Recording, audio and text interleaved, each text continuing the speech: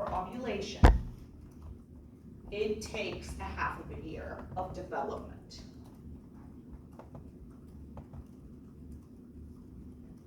So if you are looking at the ovulated oocyte and you kind of go back, its growth did not start the month before, 28 days before. It started a half a year before. But it's like there's overlapping cohorts, and so it's really hard to talk about that and not get super duper confused. So we're gonna talk about it as kind of in a 28-day period, but I want you to know that the actual process takes half of a year.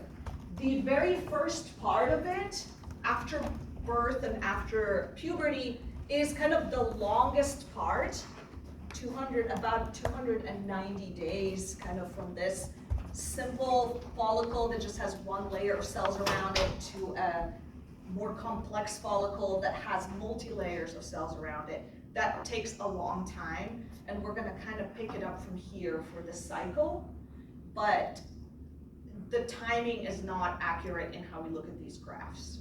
Okay. All right, so now we have to look at the folliculogenesis part of this, the development of the follicle around the ovum. Now you know a person is born with a primary oocyte. It sits basically in that primary oocyte state until puberty onset, and then some cohort of those primary oocytes is going to be activated and develop into a secondary oocyte, which will be eventually ovulated. The cells around it, they all started as these squamous single layer of follicular cells when you're born, and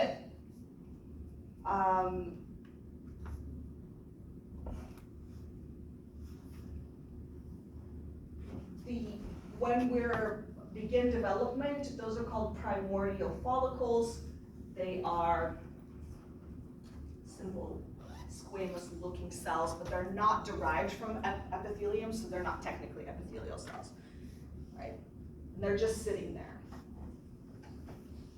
After puberty, when this cohort is recruited, they will become primary follicles, and what that means is that the flat single layer of cells is going to grow significantly and become more cuboidal looking, and the enzymes inside are going to change and accumulate. You're going to have lots of new lipids that accumulate in order to support what's about to come, and at that point we call those follicular cells granulosa cells. So remember, follicular just means cells of the follicle. Granulosa is more specific type of follicular cells, and that begins at this stage.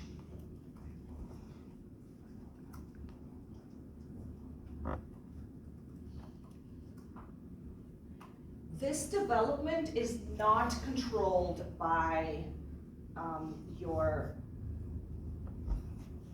adrenal gland hormones. It's controlled by local regulation at this point.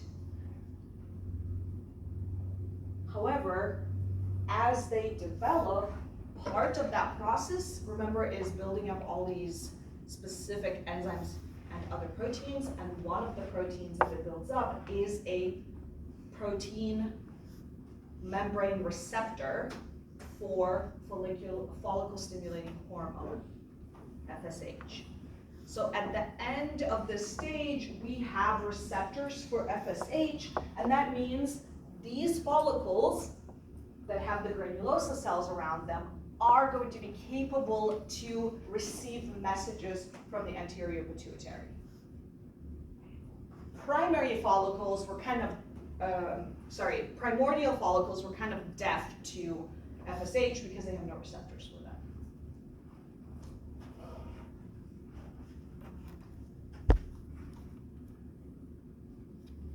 These follicles are going to continue developing by multiplication or mitosis of the granulosa cells. We're going to now have many layers. And new cells are gonna kind of come and develop around those granulosa cells, and those are called theca cells. Theca, theca, I've heard them pronounced all these ways.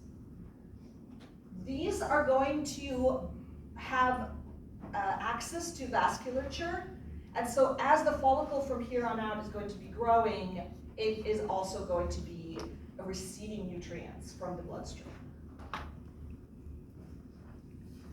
And as you have a multi-layer granulosa cells and some theca cells around, we often call this a secondary follicle, and the granulosa cells will now begin to secrete estrogen. The estrogen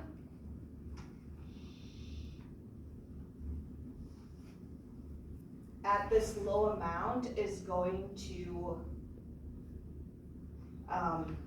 interact with receptors of the anterior pituitary and hypothalamus, and we'll talk about that in just a minute.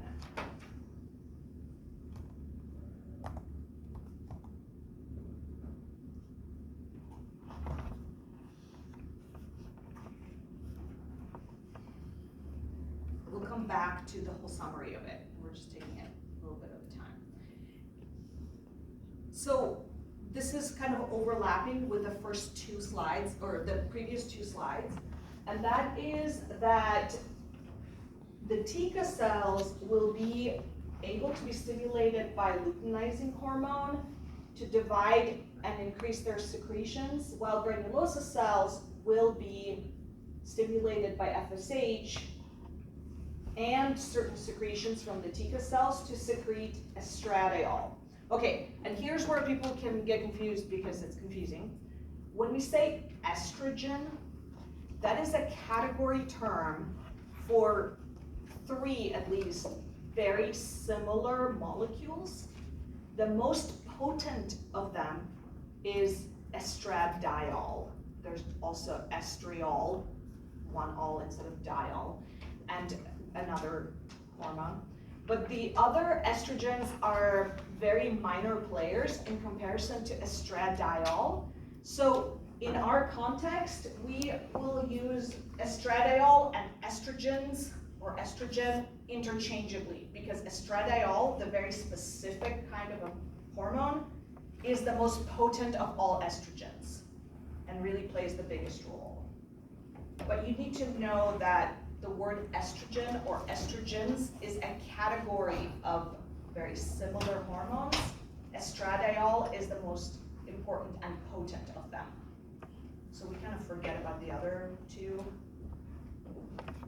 Yeah. So then theca cells and granulosa cells both secrete estrogen. It's just that the theca cells secrete the more potent one.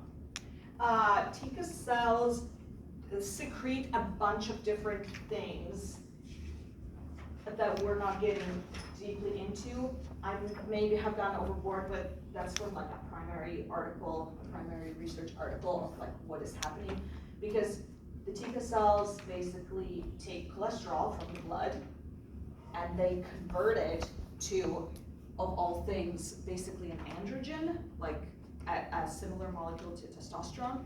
Then they secrete it to granulosa cells and they convert it into estrogen, like estradiol specifically. So the theca cells do not make the estrogens, but they provide the precursors for granulosa cells to be able to do that. But that's a little more granular than what we need to know. Yeah. So I know you had your little like announcement thing. So when we're talking about antral, we're also talking about secondary. Yeah, so good point.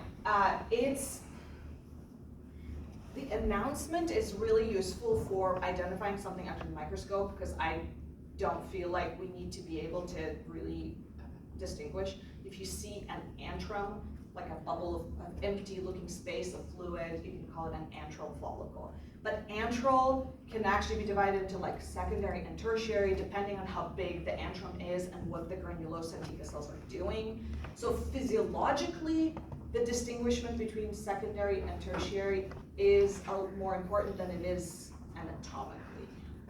Okay, so here I just say from primary, when we've just started with one layer of granulosa cells, to very far up the spectrum, antral, where we have a big antrum with bunch of fluid, that is regulated by these things. In between, if someone wanted to grade it into smaller steps, you could call it a secondary and a tertiary, both of which would be under the antral category. It's a lot. That's really confusing. It's really a lot. So what makes an antral follicle? They have follicular fluid inside of them, and it is visible under the microscope. Okay. So there on the right side, you have a very blatant example of that. Granulosa cells in the follicles secrete follicular fluid creating an antrum. Antrum is the space that looks kind of empty under the microscope, but it has fluid in it. These antral follicles, when they become big and the antrum is